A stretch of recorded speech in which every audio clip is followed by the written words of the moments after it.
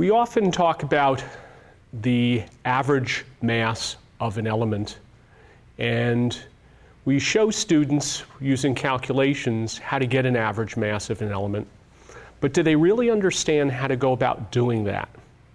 This particular lab is one where students are asked to determine the average or apparent mass of an element. In this case, you might refer to the element as benium.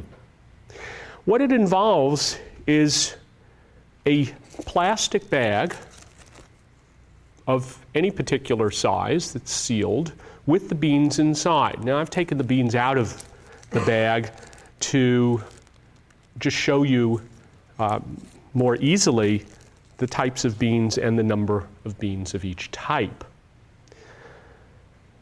Students are asked to determine the total mass of the beans in the bag.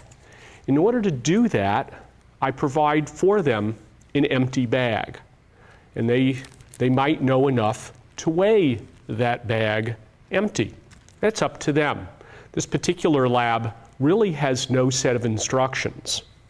Now, prior to having done this and studying the mole concept, students have learned that not all beans of the same type weigh the same.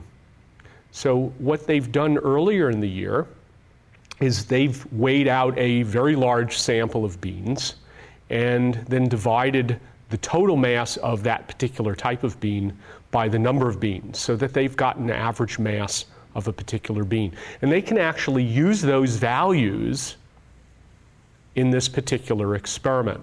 Or, if they'd like, they can redetermine the mass of a certain number of beans. In the instance from the previous lab, they've weighed out essentially 100 beans of each type. And then the division, the mathematics, is a lot easier for them. So they're able to see the number of kidney beans here, the number of pinto beans, the number of lima beans, number of black beans.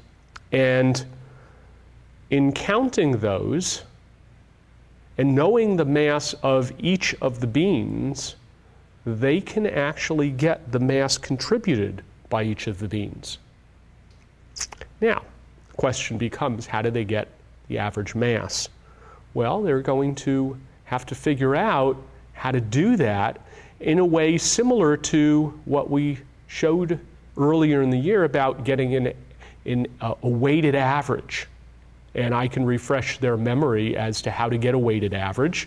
I can remind them that their grades are also determined by a weighted average.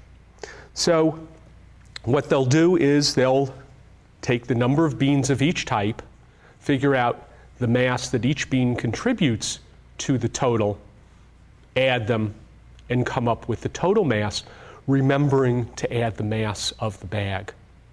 And they get an immediate feedback because prior to their having determined the mass of this, I've actually weighed the beans in the bag, and I've taken into account the fact that not all beans are of the same mass, so I try to get a mass of the beans, say the black beans, of which there are 9 here. I'll try to choose 9 of those beans, which will give me a total mass equal to 9 times the average mass, so that I give them a fair shake on this. After which, we take the bag with the beans and we put it back into our container and save them for the next year.